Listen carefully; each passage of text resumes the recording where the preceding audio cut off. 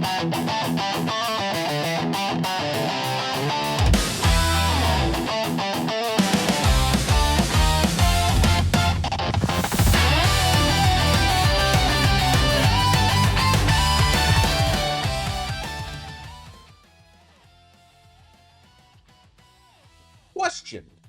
what is a collapse?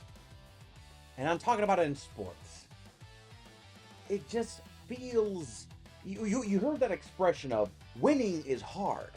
Winning games is hard. Okay.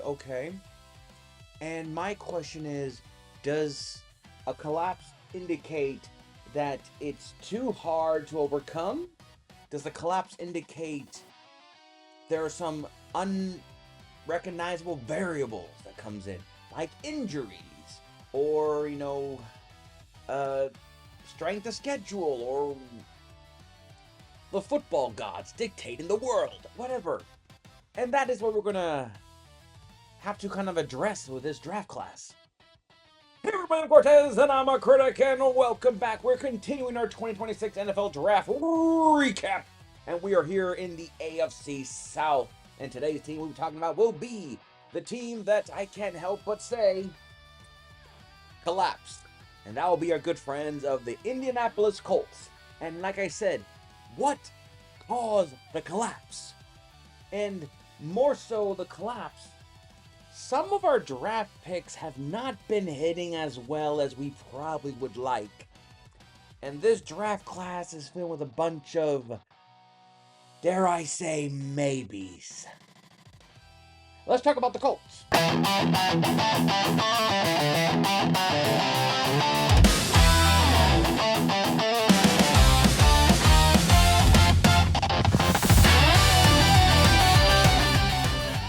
So the Indianapolis Colts still lingering off, I would say, the franchise failures of the Andrew Luck saga. I think we can probably safely say that who knows what the Colts will be if Andrew Luck would have stuck around. Would he have been a Colt still? Would he be probably hosting a trophy or two? Would he still be kind of like, one of the better quarterbacks in today's football? The Colts will sadly never know, because a lot of the failures of Andrew Luck was off the field. And I felt like ever since the Colts they've been trying desperately to figure out a way to build a new team. And it has been a while to try to get it. I mean, even the Phillip Rivers was a success, but they should have known it was going to be very small. Not 1 year small, but still very small. And then they kind of lucked out, no pun intended, with Daniel Jones, and then he got hurt, and now they're giving him money, and now we're back here of the big maybe. So for the Colts going into this draft, I think a lot of question is, let's not lose what we had last year, but also let's get something for the future. And remember, they went all in with Sauce Gardner, which I think was a good acquisition because everything looked promising. But then injuries plagued both the Gardner and the Daniel Jones and the whole season, metaphorically. So they had to give up a first-round pick because I believe they knew, and I think I agree with them, that they were probably one great player away from potentially making a run. How far would they have gone? Who knows? But I think they were thinking, and I kind of agree with them. You make a gamble. And now it backfired because, like the Packers, you have another star player that's injured. Coincidentally, both were number 1. Interesting enough. Anyway, that will not come back to bite you. So you guys didn't really get anything until the second round. And with the 53rd pick in the 2026 NFL Draft, the Indianapolis Colts selected C.J. Allen, linebacker, Georgia. Now, you're going to hear this a lot from me, for those of you that watch more than just your team's videos, but if you are just a Colts fan watching a Colts fan, hey, I'm Cortez, and I'm a Buccaneer fan.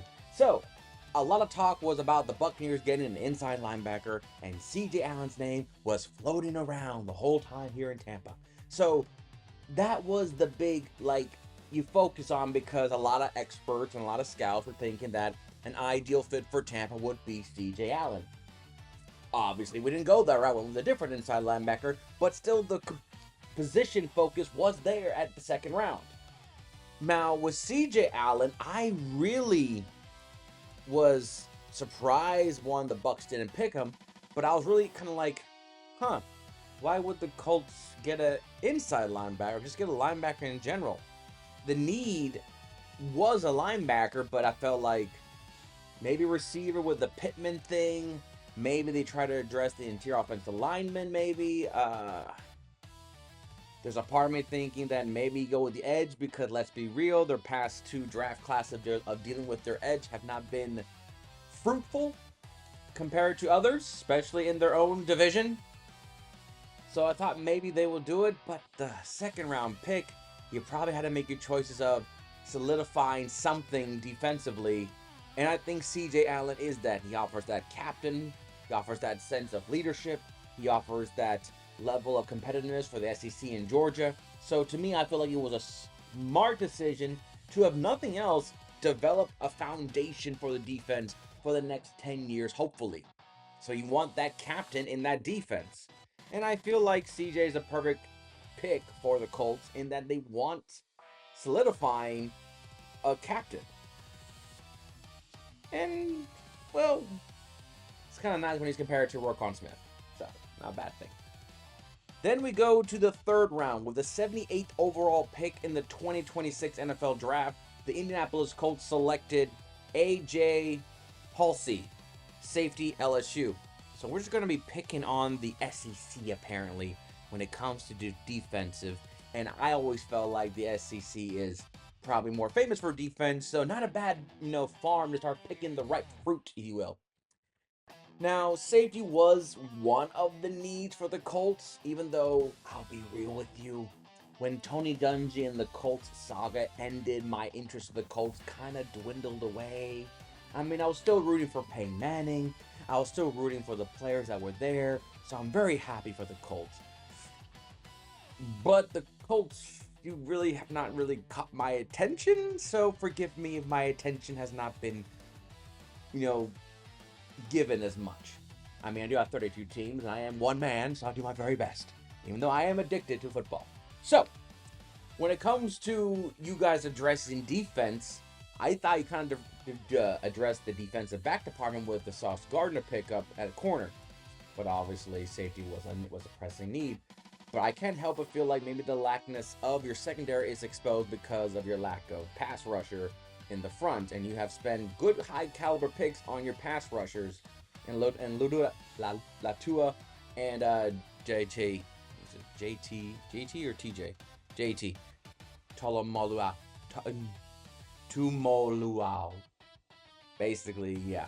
So that's where I thought maybe it's kind of exposing the weakness of the secondary. Trust me, we Buccaneer fans know that when your pass rusher sucks, your secondary gets exposed and realize they're not good. We thought they were. So I get that. I get that for you. Now, they currently have AJ being viewed as the backup to Cam Byron in the free safety department. So that feels maybe you're going to be rotational, probably get some schemes in there. Probably make a splash special events preseason, get his feet kind of wet on him. So to me, like I said, I'm sorry guys, the Colts are a very hard team to talk about sometimes when there's not a lot of splashy players. But one thing I will admit though is that you are really rebuilding a defense that since Dwight Freeney and Robert Mathis and Sanders and help me out here, guys. Some of you are good. Yeah, probably is what they're looking for anyway for the Colts. So to me, this feels like just an acquisition that was necessary, needed, and nothing fits better than just going with the goal SEC. Then we go to the fourth round with the 113th overall pick in the 2026 NFL Draft. The Indianapolis Colts selected Jalen Farmer, offensive guard, Kentucky. Now, this is something I was kind of very excited about. By the way, seriously, you're going with SEC for everything. Quentin Nelson, I think when he was picked up, was probably one of the big, good job home run picks the Colts wanted to get. And that was kind of like the only thing they could do to try to help Andrew Luck, because a lot of Andrew Luck was going through was him getting beat up and a bad offensive lineman. Obviously, all quarterbacks know the feeling of you could be as great, but your offensive line can't protect you. It means jack squat. Now, are they looking into Farmer as okay? They're looking at Farmer over at the right guard position. I thought maybe they're looking at potential the next heir to Quentin Nelson, who is reaching age 30. So, yeah, I thought maybe they're looking into that. I mean, maybe they could move him to left guard, but right now they have him currently at the right guard projected as a backup behind Matt Conclaves, who is he's only 25 years old. Yeah, he's only 25. So, I don't know. I really was thinking they would move Farmer to left guard as the potential heir replacement to Quentin Nelson. And that's why I was kind of excited. And that's where I was thinking they were probably going to do it. And maybe they are. This ESPN mock depth chart could change when training camp and preseason starts. So maybe he is destined to be the heir apparent to Quentin Nelson. But I really was like, there it is. There's the Quentin Nelson's heir. Or maybe not. Then we're still in the 4th round with the 135th pick in the 2026 NFL Draft. The Indianapolis Colts selected Bryce Botchetter, linebacker, Oregon. Now, they're going to keep him. Yeah, 6'1", 233. Good story for Bryce. He's a former walk-on. You know, that. I always feel like people that get walk-on, that get drafted regardless when they get drafted, just gives you that sense of he is coachable. He is willing to put in the work in it. He's not just saying, well, I was an X-star athlete or a 3-star athlete or a 5-star athlete in high school, and then I used my, prestigiousness to get me the opportunities and No, he worked his butt off, and he did it at a Division I level school in Oregon. Even though I think of Oregon more as an offensive powerhouse team than defensive, but that's not the problem here. So you have that ability, that coachability, which I feel like that's probably also another big reason. Maybe his interview process was very promising. This is a young man who comes in with a chip on his shoulder, but not a chip of they disrespect me, but a chip on his shoulder as if I'm willing to work, I'm willing to be coached, and for all we know, Bryce might be becoming the future starter in probably 2 or 3 years down the line if, God forbid, injuries don't make him going further. Now, they currently have him being viewed as the strong side linebacker. So they do have him viewed right next to CJ. So it looks like the Colts are coming in with potentially 2 starting rookies on their defensive side. Now, this, like I said, this is a projection. This is a mock. Not 100% guarantee. We all know that when training camp and preseason, things change. But right now, they have him currently, Bryce, next to CJ in the strong side linebacker position. Okay, I thought maybe they would not thrust him in right away, but look what I know. So, okay, cool. That's more optimistic. But like I said, we'll see probably them more in preseason. But we all know that starters don't play, and if he's projected to be a starter, maybe we won't see a lot of him. But I feel like CJ and Bryce will get a lot of playing time, if nothing else, just to get themselves, acclimated to an NFL level environment. Even for a series or 2, just enough. But they currently have him projected to be a starter with CJ day 1. Then we go to the 5th round with the 156th pick in the 2026 NFL Draft. The Indianapolis Colts selected George Gumps Jr., edge, Florida. Okay. I will do my very best to hold off, but seriously, NLSC. Just a funny coincidence. Colts fans, I would like to hear from you more than others because you guys either watch the game more committedly, go to the games, or live in the community of Indianapolis. How do you guys feel about your pass rush department? Or it felt like JT and Latua were promising. They were great. But not. I mean, statistically speaking, Latua last year had 8.5 sacks, which is not bad. But, career-wise, I mean, 12.5 sacks. So he's developing. But do you feel like, yeah?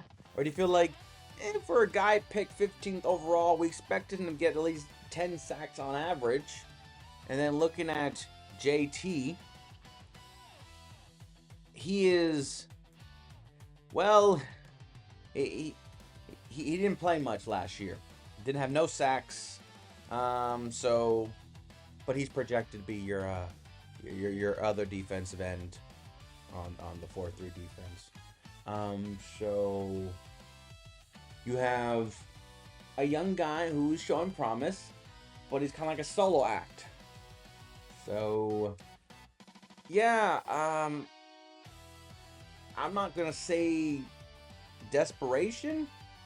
I would probably say give it some time.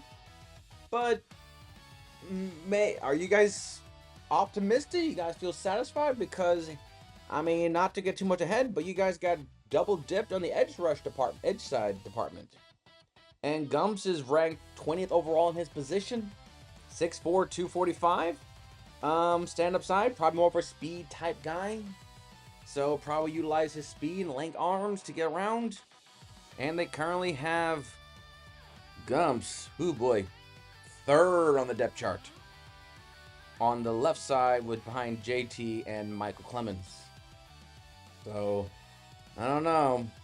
For something that was considered one of the most like dire needs, it just feels a little bit like we're going to take our time and hopefully what we have will work. Which if that's the case, then what's with the insurance policy? Even rotation, fine, but what's with the insurance policy? I don't know.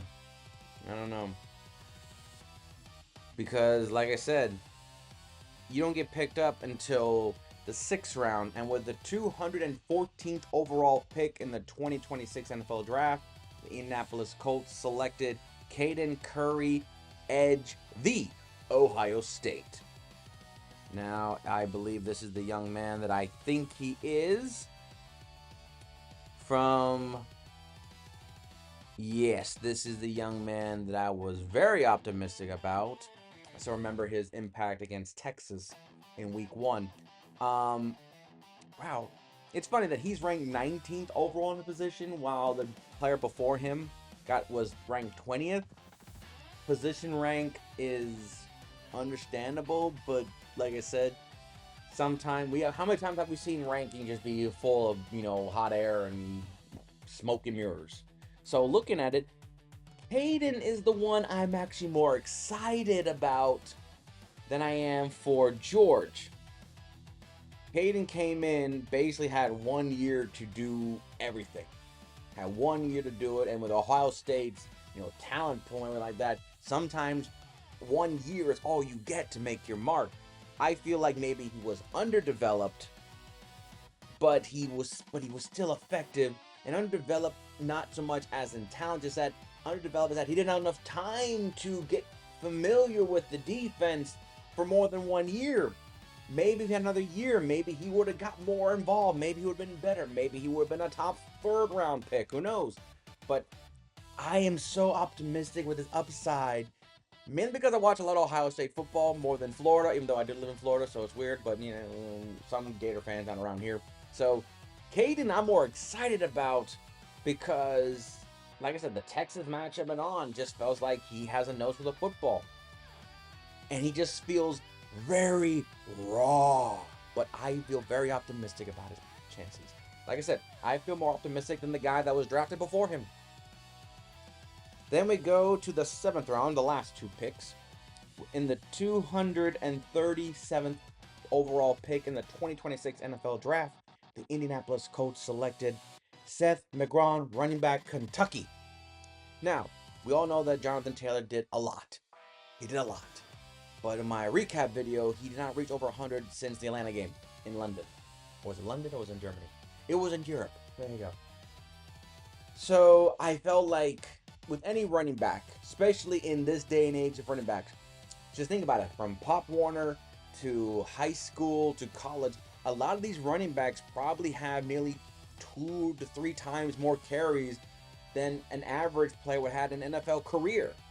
Because a lot of times, they are the offense. I have been on a high school team where we won a championship, and a lot of it was because of our running back. Now, granted, we did have other running backs, but our main guy took about probably 90% of the stuff. And he was talented, and he was worth every single second of the time. But it just really felt like If he denies to run the ball, we will become one-dimensional and we're predictable. So, looking at it like this, they have Seth currently as the third stringer. They have DJ Giddens, who is currently the backup to... But JD Giddens was a running back rookie last year. He was a 5th-round pick. So, it's still Jonathan Taylor's, offense to run when it comes to running back department. But don't sleep on Seth. Seth is a 6-foot, 225-pound back. Not going to call him a power back, but I am going to say that he's probably a guy that probably can take more of a punishment, especially when it comes to later down the games. So Taylor doesn't always have to be on the field, because the longer these seasons get, the more you want your star player to be as fresh as possible. And if Seth and DJ get more involved, it helps the Taylor. So to me, this feels like an investment for Taylor's longevity more than just, we need you to step up. Now, he'll step up, but I feel like he's there for longevity purposes for Taylor. Then we conclude in the 7th round with the 254th pick in the 2026 NFL Draft. The Indianapolis Colts selected Deion Burks, wide receiver, Oklahoma. Forgive me, but when I hear Burks and it's a wide receiver, I'm sure there are some Tennessee fans that get PTSD remembering. Yeah, I remember having Burks as a wide receiver. It worked so well for us. It didn't. That's the joke. So, wide receiver, 5'9", 180. Sounds like a scat back. Sounds like a guy for speed and screens. Probably get a chance. Are they projecting him to be a potential return candidate? Because sometimes I get that feeling with some young receivers. I do not see his name on the projection, but we'll see what preseason does. But seriously, after Pittman's gone, Alec is probably the guy, and then maybe you can probably say Joshua Downs, but other than that, wide receiver pool is wide open, even for a 7th round pick. Don't sleep on 7th round picks. We all know Brock Purdy made that heavily irrelevant. Including another great wide receiver that went to New Orleans named Marcus Colston. Trust me, as a Buccaneer fan, I remember that guy. 7th round pick kicking our asses. I remember him. But he was a late round pick too. So to me, he'll get opportunities, and the depth chart on receiver is wide open. Make your marks, don't drop your ball, keep hustling, and who knows, you'll probably make the 53-man roster, but you could make up to the 3rd wide receiver on that roster. And that is the Colts. Player I'm most excited about is, Caden Curry. Like I said, I've been singing this young man's praises. He's the one I am most excited about. This late round pick who had one full development in Ohio State, did as much as he could with that one opportunity, who had one chance. He did it. I'm more optimistic about him than the other one. So I'm hoping he's the one that I think Colts fans should be kind of excited. Maybe not as a day one starter, but if he starts getting rotation, enjoy. Grade I give the Colts. I can't say contender, even though last year was surprising. We got stars coming in, and this draft class feels like a lot of maybes. So I'm going to give them better. I think this draft class, CJ, AJ, Bryce, Caden, even Deion, the wide receiver, it just feels they are better.